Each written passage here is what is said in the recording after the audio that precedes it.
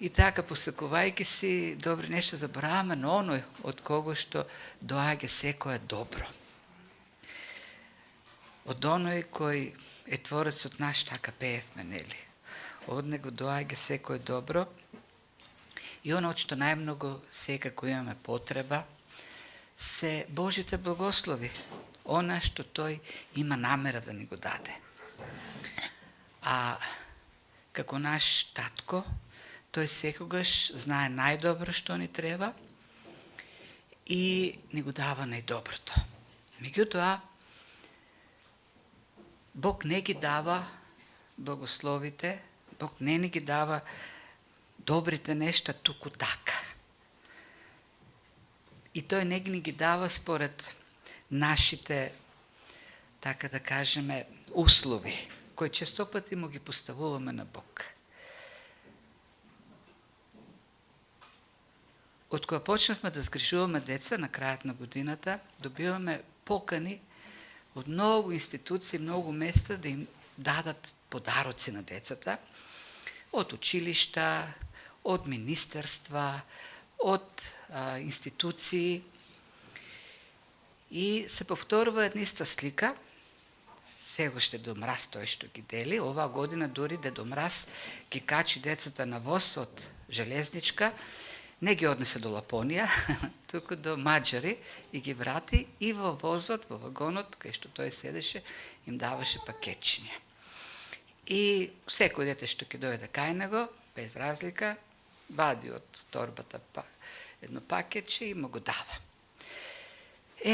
Таа слика за Бог човекот си ја некако усвоил и на Бог гледа како на Дедо Мраз. И доаѓа кај него и Бог вади едно пакетче и му го дава. Тоест, доаѓаме и си побаруваме нешто, си посекуваме и тој ни ги дава нештата. Меѓутоа, она што не го открива Библијата е дека некои луѓе кои доаѓаат кај Бог си одат наситени, а некои празни. Нели, во песната Девицата Марија вели. И тоа е вистината, дека некои луѓе на вистина си заминуваат од Бог празни, додека други ги наситува. Таа песна на Марија е кажана или напишана е откако таа разбра дека Бог за неја подготвил посебен благослов. Бог ја избрал во неја да биде воплотен Синот Божи.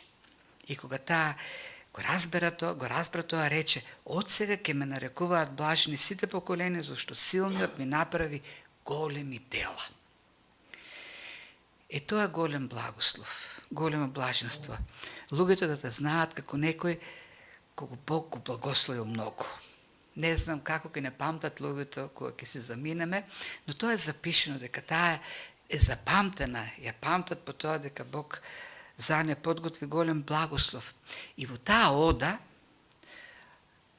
Источната црква ја нарекува одата на Теотокос или Богородица, западната Магнификат, зашто со тој збор почнува во латинскиот текст песната или химната на Марија, го величи душата моја Господ. Во таа Марија дава принципот на кој Бог благословува едни или ги исполнува, а други ги испраќа празни. Ке се задржиме на таа песна, не на целата, само на одредени делови, дека тоа ќе ни биде темата, зашто многу е важно и во оваа година. На крајот, кој ќе заврши, дали Бог не наситувал, не исполнувал, или пак и таа година која почнува сега ќе си заминеме од неа празни. Тоест Бог ќе не отпушти или испрати празни од годината. Принципот е дека Бог едни ги заситува, а други ги отпраќа со празни раце. Гладните ги заситува, а богатите ги отпраќа, како принцип. И во таа молитва, или водата, повторува Марија, вели во 51-52 стих на 1 глава на Лука. Тој покажа сила со раката своја, ги распрасна оние што се возгордеа со мислите во срцата своји. Ги симна силните од престоли и ги подигна понизните. Ова песна на Марија многу наликува на една друга песна или химна, што ја посвети на Бог, благодарствен псалм, една друга жена, Ана, од Стариот Завет, мајката на Самуил. Бог беше подготвил за Ана исто така голем подарок, да ја даде син кој ќе биде Божи пророк. Меѓутоа, патот кој што го измина Ана, додека да стигна тој момент, беше малку чуден. Доста чуден. Ана беше една од двете сопруги на Елкана, кој другата сопруга беше Пенина. Да, имаше многу деца. Додека Ана немаше деца. И Пенина ја користеше таа состојба на многодетна жена, мајка, сопруга, да ја провоцира Ана. Ана тагуваше и во еден момент, кога беше целосто така истошна, да кажеме, дојде пред Бог празна, дојде пред Бог немокна, понизна, на крајот на своите можности. И рече: Господи, дај ми син кој ќе го посветам на Тебе. И сега кога го кажува тоа Ана, таа има во предвид многу нешта. Не едноставно дете кој што ќе биде посветено на Бог, туку дете кој што ќе биде употребено од Бог на посебен начин. Ана добро познаваше ситуацијата во незиното време. Таа живее на крајот на периодот на судиите. И ние знаеме како завршил тој период. Последните стихови од книгата Суди завршил со констатација дека во Израел секој си го правеше она што мислеше дека е добро. Она што е добро во неговите очи. Секој правеше што си сака, како сака и никој не мислеше дали е тоа добро во Божите очи. И дури има опис за тоа во светилиштето што се правеше, во Божиот дом. Синовите на првосвештеникот Илии со даровите што ги пренесуваа луѓето за Бог се организираа оргии, пијанства. Тоа состојбата во Израел. И во такво време Ана дојде пред Бог. Дојде без ништо, дојде празна, немокна, бедна. И рече: Господи, дај ми син кој ќе го посветам на Тебе. И тој син Бог ќе го даде, и тој син потоа стана пророкот Самуил, кој го помаза за цар Давид, од кого потоа продолжува таа линија, месијанска линија. И во молитвата, интересно, ги кажува истите зборови. Ана како и Марија, вели: сите те работат за лепа, гладните почиваат. Дури неплодната раѓа 7 пати, а многодетната изнемоштува. Таа како неплодна дојде пред Бог без никаква своја сила, целосно испразната од себе си, и побара од Господ благослов. И Господ и даде благослов. За разлика од Пенина, која беше самодоволна, која не сметаше така на Божјата сила како што смета Ана. Зошто и Павле го да, и тој принцип го гледам во Библијата. Оние што доаѓаат полни пред Бог, полни со себе си, се заменуваат празни. Оние што доаѓаат пред Бог празни, немокни, си одат полни со Божите благослови. Самиот Павле вели: кога сум слаб, тогаш действува Божјата благодат. Тогаш се покажува најмногу Божјата сила во мене.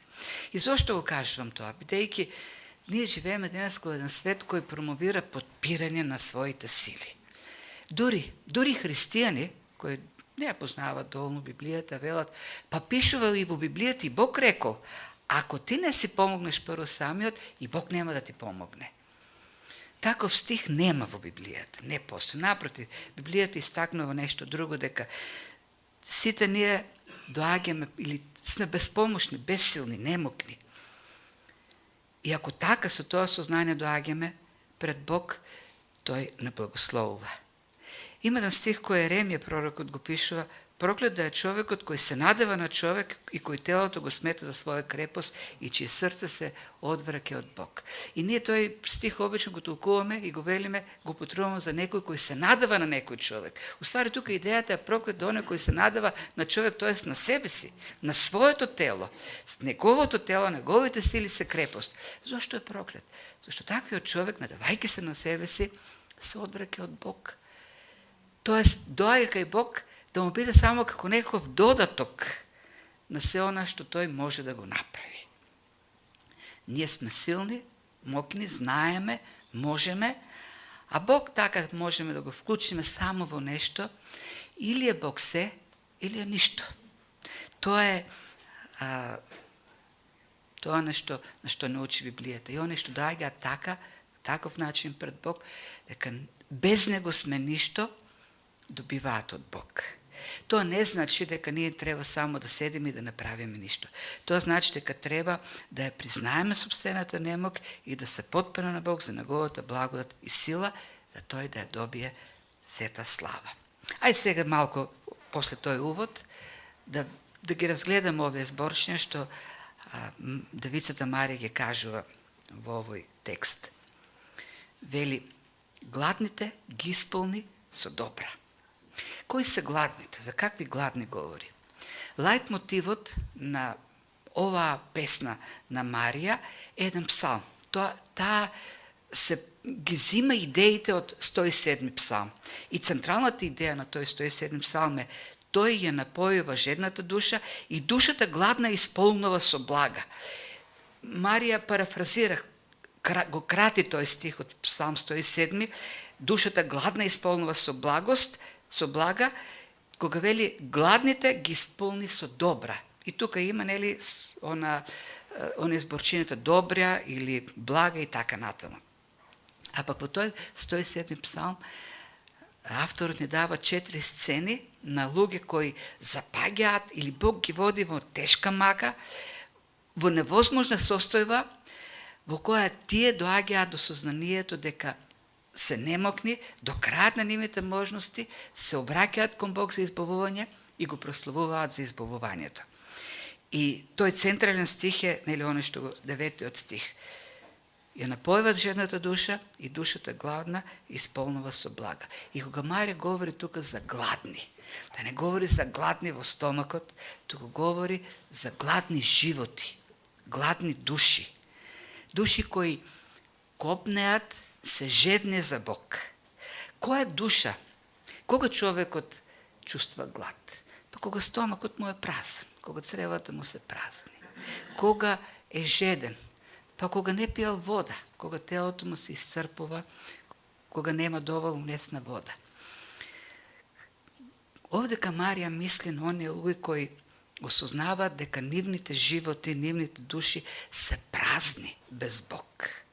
Дека во себе немаат ништо на кое би се повикале, дека отсутствува во нив апсолутно секаква правда, секаква можност да дојдат пред Бог и со тоа да се представат. Празни се. Со ништо не можат да се пофалат пред Бог. Празни од Божјата правда, празни од правда, како што е празен човекот без храна, физички гладен.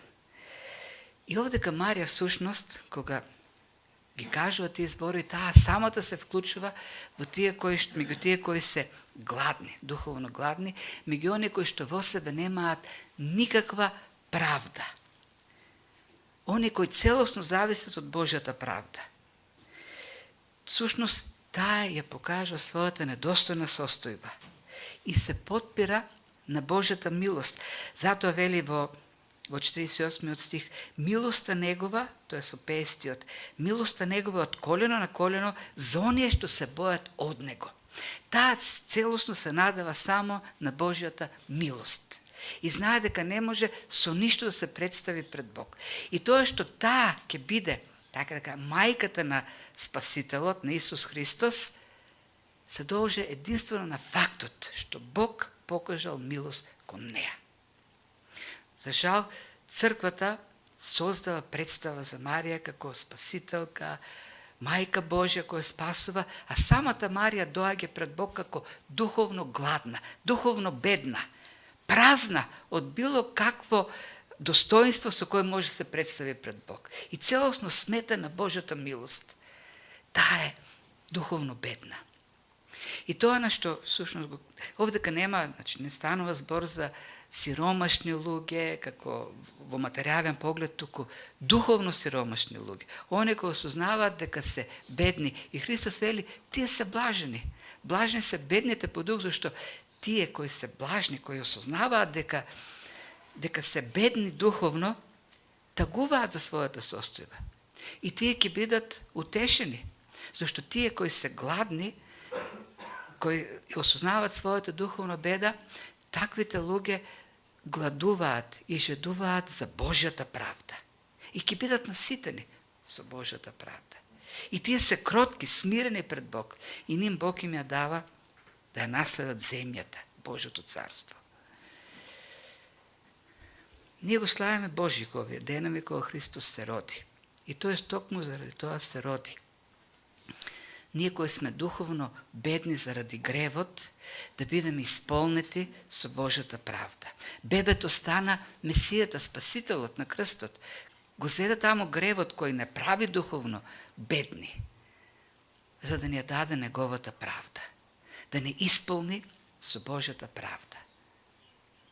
Но може да дојде кај Христос и да биде исполнет со таа правда, да биде наситен, ако е гладен и жеден за таа правда, ако ја осознава својата духовна беда.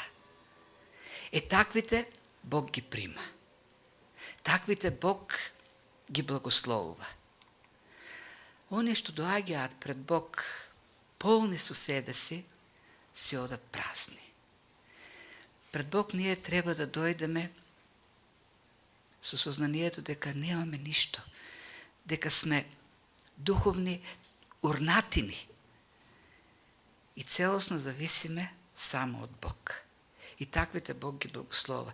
Ги благослова со спасение, со својата правда, со можноста да бидат Божите деца кои ќе го наследат Божјото царство.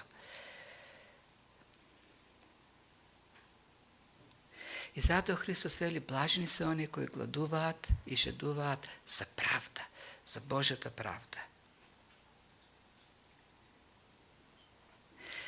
И тоа е многу важно. Еден многу важен тест за нас како христијани. Тест за тоа како ќе живееме оваа година. Зашто сме гладни и жедни?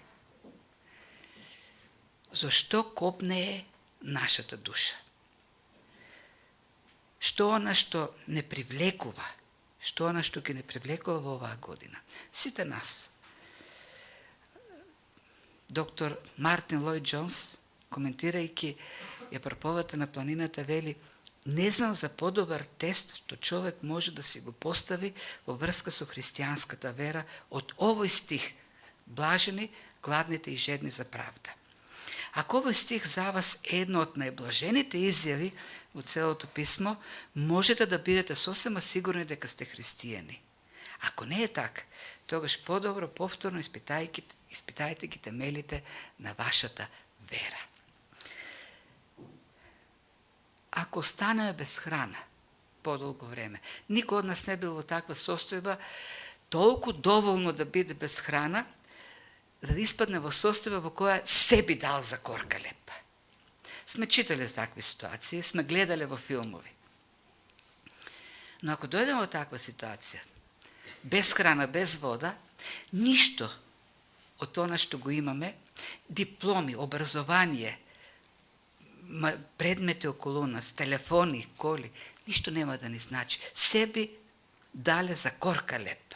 Не за крменадла, за корка леп. Бидејќи гладот или задоволувањето на гладот не е луксус. Тоа е нешто од кое зависи преживувањето. И кога Христос овдека говори за гладни и жедни за правда, говори за таков глад, во кој ти би дал се, за да можеш да имаш Божјата правда, да бидеш наситен од Бог. Навистина, ова е тест. Зашто сме гладни и жедни? Ако не сме гладни и жедни за Божјата правда и спремни да дадеме се, за да биде задоволена, да се посветиме целосно за тоа духовно исполнување, задоволување од Бог, тогаш се доведе во прашањето нашата христијанска вера. Зашто тој стих не говори за некакви дополнителни, како да кажеме, во нашиот духовен живот, десерти, туку основа за живење. Основа за духовно живење. Зашто и во физичкиот живот, кога ние ќе се најадаме, на крајот ќе додадаме десерт, нешто сладко, благо. И многу пати, за жал, во нашиот живот, Бог е таквиот десерт само на крајот, да го зачини нашиот живот. Не, гладот и жетта за правдата треба да бидат она што се вели екзистенцијално за нашиот живот. И тоа покажува дали ние сме навистина луѓе кои доаѓаат пред Бог за да се вратат полни потоа, празни за да се вратат полни. Дали оние, не знам, некој можеби се уште не е спасен, тоест не поверил во Христос како во свој спасител, се уште живее во гревовите. Ако не си дошол пред Него, свесен за своите гревови, за својата безполнош во темнината на срцето, да побереш прошка од Него, Тој на крстот да ги земе твоите гревови, тогаш секој доаѓање пред Бог, сушност на крајот завршува со отпраќање во празнотија. И се друго што може да го има во тој живот, на крајот на краиштата, е празнина. Ништо од тоа нема никакво значење, без да го имаме спасението во Христос. И неговото раѓање што го празнуваме е еден безсмислен чин ако тој не е во нашето срце како наш спасител, кој ја дава неговото правда, зимајќи го нашиот грев.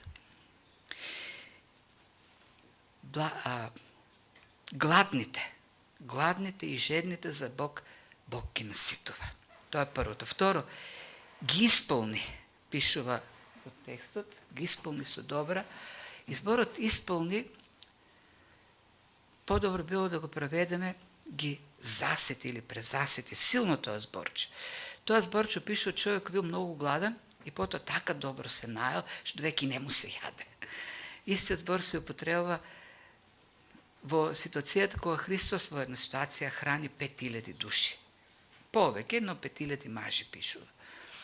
И толку многу храна Христос им обезбеди, што тие јадеа и дури потоа остана 12 кошници со храна. Се презаситија. И тоа зборче овде кај што го користи Марија. Гладните што доаѓаат кај Бог, оние кои се свесни за својата духовна беда, Бог ги заситува. Ги презаситува зашто на крајот ги им дава добра. И кога говори пак за добра, не говори за материјални работи овде ка Марија. Туку говори за најголемиот дар. Христос дојде да се даде себе си за нас. Тој отиде на крстот, умре за нас. Марија беше благодарна и ја отпеа таа песна зашто во неа беше воплотен Синот Божи. И со таа цел дојде Синот Божи, за таа цел се роди Христос. Да не доведе до Бог во спасителен живот, за тој да заживее во нас. И кога тој ги благословува или ги дарува гладните за неговата правда, ги дарува така што самиот тој доаѓа да живее во нас. И нема поголем дар од тоа. Бог да заживее во твоето срце, од нас да направи негови храмови. Бедната душа, гладната душа е успокоена, е блажена, зашто во неја доаѓа да живее Бог. И нема поголем дар што Бог може да ни го даде од тоа, самиот тој да биде дел од нашиот живот. Има една анекдота за еден стар персиски цар, може би се ме раскажал по овој повод на Божика, ама убава, интересна е. Имал Абас ли беше, Абас, принцот Абас. Имал пракса од време на време да го напушти престолот, замокот, да ги соблече царските облеки, да се облече во сиромашна облека и да отиде таму меѓу луѓето и да ги посетува. И така еднаш отишол во една бања и го забележал сиромашниот човек кој се грижел околу печката. И дошол кај него, седнал и се замоубетил. И почнал да разговара и по едно време човекот, бедниот човек, му изведал од својата бедна храна и јале. И така царот продолжил со денови да доаѓа, неколку недели. Станале добри пријатели. Еден ден се појавил во неговиот дом со царските облеки, со круната. И седнал. И чекал како што се случувал вообичаено, кога ќе разбере оној пред кого доаѓал во сиромашните облеки, дека е цар, дека ќе почне сега да бара, зашто се пријатели. Царот е мој пријател, ќе барам сега. Се што можам да побарам, ќе побарам. Меѓутоа, тој сиромашен човек го погледнал и останал без зборови. И после долго молчење, рекол царот, сега сме пријатели, кажи што да направам за тебе.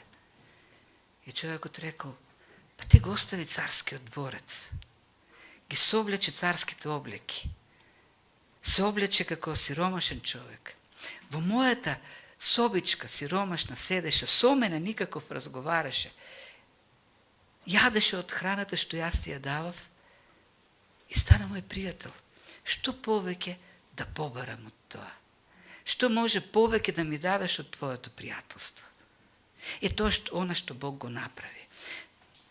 Затоа пишува апостол Павле во 2 глава на Филипјаните. И остави славата и дојде тука, стана, облече човечко тело на себе зе, човечка облека, јадеше со сиромашните, со бедните, стана слуга на луѓето, отиде на крстот, за да биде со нас, да живее во нас, да не нарече своји пријатели. Што повеќе Бог може да даде од тоа? А пишува истиот апостол Павле дека заедно со него нашиот Татко Небесен и се друго ни дава. Но тоа е неголемото нешто што може да ни го даде. Тој тоа го дава на гладните, на бедните по дух, оние кои доаѓаат пред него празни, сознавајќи го својот грев, својата ништожност, а Бог ги дарува со самиот себе си, со спасение им дава божествен живот. И навистина, ако е и оваа година, ако тоа не ни е најважното, да го имаме Бог во нашиот живот, општението со него, животот со него, таа блискост со него, се друго што ќе имаме, ќе биде без смисла. Нема да има содржина, ако Бог не е најважниот во сето тоа. И продолжува пак, богатите ги отпушти. Не знаеме точно за кој богати, на кој богати мисли Марија. Предпоставам дека мисли на богатите, оние што беа горделиви. И тука таа го вклучува и царот Ирод. Кога царот Ирод разбра дека Месијата, царот јудејски, се родил, оној што е најавуван во Стариот Завет, тој бидејќи беше полн со својата царственост, реши да го убие. Не му требаше Месија, не му требаше спасител. Што ќе му е спасител кога тој е цар? Тој е полн со себе си. И потоа кога Месијата дојде кај фарисеите и почна да им говори за спасение, и тие направија план да го убијат. Што ќе ни е спасител кога ние сме праведни, ние сме самодоволни, ние сме богати, ние сме полни. И го убија Бог, зашто не им требаше Бог. И тоа се тие богати што на кои што мисли овде дека Марија, оние кои се полни со себе си, оние кои доаѓаат пред Бог, велејки, ние сме праведни. И затоа што ние сме праведни, ти треба да ни дадеш. Ти постоиш како Бог за да ни даваш нам. Тоа е твојата работа. Едноставно, ти треба да ги слушаш нашите правила. Условите по кои што ние ќе дојдеме кај тебе. И за жал многумина, воопшто човештво денес така го разбира Бог. Да, ние ќе дојдеме кај тебе и ќе поверуваме ако ти се согласиш со нашите правила. Овој стих е многу радикален. Зборчето ги отпушти, богатите, празни, не е пасивен однос од страна на Бог. не ги игнорираше нивните баре. Не, кога дојдоа, ги избрка. Активен е односот. И да, звучи така во нашиот хуманистички ум многу навредливо за човекот. Многу грубо, како така сега. Некој доаѓа кај Бог, а Бог го брка. Тоа е идејата на зборот. Активно го брка. Да, звучи за нашиот ум арогантно од страна на Бог, дека Бог брка некого, но тоа е идејата. Зашто, нели, тоа е Бог на љубовта. Како Бог би бркал некого? Зашто тоа е нашето разбирање. По суштина Бог треба да прими секого. Во дефиниција, таа е нашата дефиниција за Бог. Секој што ќе дојде, Бог треба да го прими. Да, Бог ги дава благословите, но под неговите услови. Тоа е вистината. За жал, современиот човек кој изградил својата хуманистичка представа за Бог, бидејќи човекот е центарот на се се врти околу човекот, човекот е најважен за се, вели, ќе дојдам кај Бог, ама под моите услови. Прво Бог да ги прифати моите услови и потоа јас ќе поверувам во него. И така, од една црква, од едно учење, во друго, во трето, додека не си најде учење кој му одговара така, нему. И вели, ова е сега, ова е учењето кој јас ќе го прифатам за Бог. Зашто ми одговара мене. Зашто тоа учење за Бог кој е добар и кога сакам, како сакам, на каков начин сакам, ќе дојдам и тој секојаш ќе ми даде оно што сакам да ми го даде. Не, вистината е дека Бог благословува, ги дава своите благослови, но под неговите услови. Зашто тој е Бог на крајот на краиштата. Кој сум па јас да ги одредувам условите пред Бог? Тоа е деспотот. Тоа е некој што има сета власт со своите раце. И да, навистина, тој е нашиот татко кој сака да ни ги даде најдобрите работи. Она што е најдобро за нас, тоа е сега што ни го дава. Но го дава на оној што навистина копне е, гладен е и жеден за тие работи. Тој ги брка самодоволните. Оние кои доаѓаат и велат, јас сум Бог, ти треба да ми служиш мене. За жал, денес таа е представата на луѓето за Бог. За некој кој можеме многу ефтино да го купиме, ќе му однесеме шише зејтин во црква, и тој сега треба да ми слугува, да ме слуша. Ќе заколеме јагне. Така прават некои. Носат дарови, му дават и пари на иконата и го купуваат Бог. И сега Бог станува веќе негов слуга. Пак во хуманистичниот свет, Бог е добриот Дедо Мраз. Секој кој ќе дојде за пакетче, Бог треба да му даде, зашто е работата на Дедо Мраз. Дедо Мраз има само една служба, да дава пакетчиња. Тој не проверува кој е добар, кој е лош. И така, ние направивме, создадовме еден прво хуманистичен Бог, потоа тој хуманистичен Бог стана феминистичен Бог, па денес стана и джендерски Бог, според тоа како ние си градиме филозофии. И така си создаваме Бог. Да, ние можеме да си создадеме Бог по нашиот вкус, но тоа ќе биде само еден идол, измислен, без никаква сила. А кај Бог можеме да дојдеме само под неговите услови, или никако на друг начин нема да дојдеме. Тоа е вистината за Бог. Мора човек да се види себе си како безпомошен, очен грешник, освен ако Бог не интервенира да го спаси, да го изеде од таа состојба. Бог не склучува договори со луѓето. Бог не преговара. Бог ги отпраќа горделивите. Да, тоа е милостив Бог. Навистина, секој што ќе дојде кај него да побара прошка, Бог ќе му ја понуди. Секој кој смирено, празен од себе си ќе дојде, Бог ќе го прифати и ќе го исполни се неговата правда. Богатите ги отпушта празни. Вели. Знаете, најлошото нешто што може да се случи на некој да биде полн со миливите задоволства на овој свет, а да биде со празни раце кој ќе застане пред Бог на суд.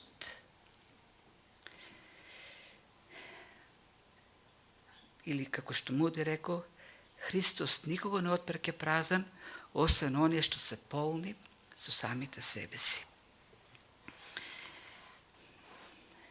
Како ќе живееме ова година?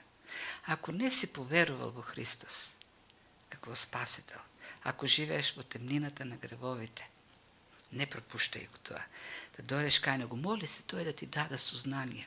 Светиот Дух да го осветли твојот ум, твоето срце, да создаде глад и копнеш за него, па да дојдеш пред него и да го побараш за Спасител. Да кажеш, Господи, прости ми ги гревовите. Дај ми ја твојата правда, спаси ме. Зашто никој друг благослов нема значење доколку живееме во Божиот гнев, во темнината на гревот. А пак, ако веќе сме Божи луѓе, тогаш да живееме прво копнејки за неговата правда, копнејки за неговиот живот. Зашто и како христијани многу лесно може да не се случи, и тоа е нешто што се случува обично во црквата, да западнеме во некаква апатија или во некој чувство дека веќе сме богати. На една од црквите на кој што Христос се упати порака во Откровение првите 3 глави, последната црква беше Лаодикија. Христос праќаше пораки, а тие велеа, ми богат сум, се збогатив, ништо не ми треба. Не ми требаш, Господи. Да, и многу пати ние може да испаднеме во таква ситуација. Знаеме се, богати сме, повеќе не ни треба Бог. И тогаш Бог рече, ами ти си беден, јаден, сиромашен, слеп и гол. И пак продолжи Бог на таа црква вели, чукам, кој ќе отвори вратата, ќе дојдам, ќе седнам и ќе вечерам. Тоест, ќе го наситам. Вечерата ја обезбедува Бог. Христос доаѓа да вечера ти даде вечера. Да те збогати. Што е да правиме во оваа година? Кон што е да се стремиме? Нека прво ни остане фокусот Бог. Тој да биде првото нешто во нашиот живот, од блискоста со него, во молитвата, во словото, тој да го задоволува прво нашиот копнеш и да не дозволи и Светиот Дух да го поттикнува. Зашто лесно може овој свет со сите задоволства да го загуши во нас, ако се оттргнеме. Секојаш кога ќе оставиме настрана Библијата, молитвата, обштењето со Бог, празно место не постои, празнина не постои, вако не постои. Светот ќе дојде и ќе почне тоа да го надополнува. Со неговите идеи за Бог, со неговите представи за животот, со измамите.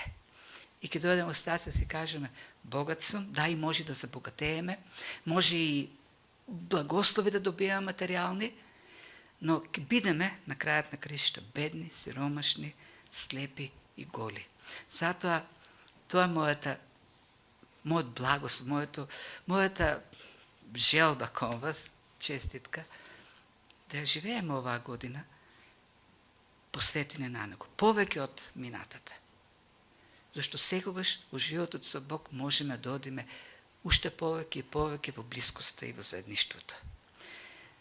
Оние кои не го познаваат, да не испуштат таа можност, да дојдат пред Господ Исус Христос, кој се роди, за да биде нашиот Спасител, да побарат спасение и живот со него. И да бидат исполнети со неговото присуство. И тоа е најголемиот дар. Тоа е вечниот живот. Да имаме близкост, да имаме заеднички живот со нашиот Бог. Господ да ни го даде тоа во изобилство, како благодат и оваа година. Амин.